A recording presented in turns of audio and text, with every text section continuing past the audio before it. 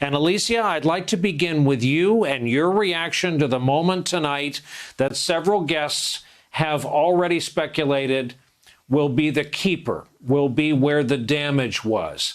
The President of the United States offered the opportunity on live television to denounce white supremacists, Proud Boys by name, and their collective ilk.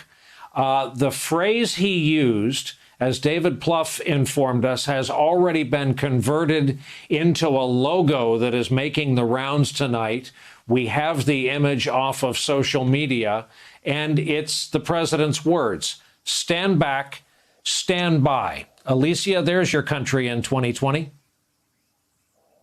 Deeply, deeply disturbing, Brian. You know, I think the president, given a chance to disavow white supremacists, even if he had, perhaps those remarks would have rung a little hollow, given what he has said and done with the protests across this country in favor of racial equality, racial justice, given what he is doing to asylum seekers at our border, given what he is doing to immigrants in detention. If you look at his policies, the answer are there. And yet, given the opportunity, rather than put it to bed, he chose to incite. And so that will tell voters a lot of what they need to know. I mean, I also think, though, that the fact that we are talking about this is telling, because we know that the top thing that is top of voters' minds, poll after poll, the economy, healthcare, his handling of the coronavirus pandemic, it's almost as though those topics got glossed over because the president refused to play by the rules,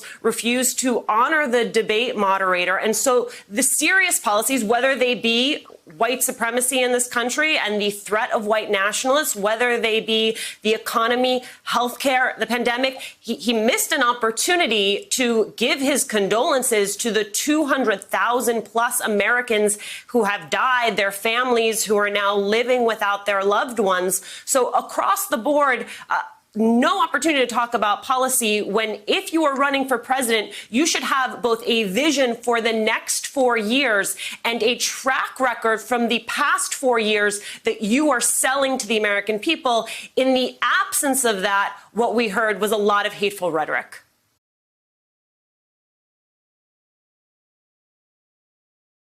Hey there, I'm Chris Hayes from MSNBC. Thanks for watching MSNBC on YouTube. If you want to keep up to date with the videos we're putting out, you can click subscribe just below me or click over on this list to see lots of other great videos.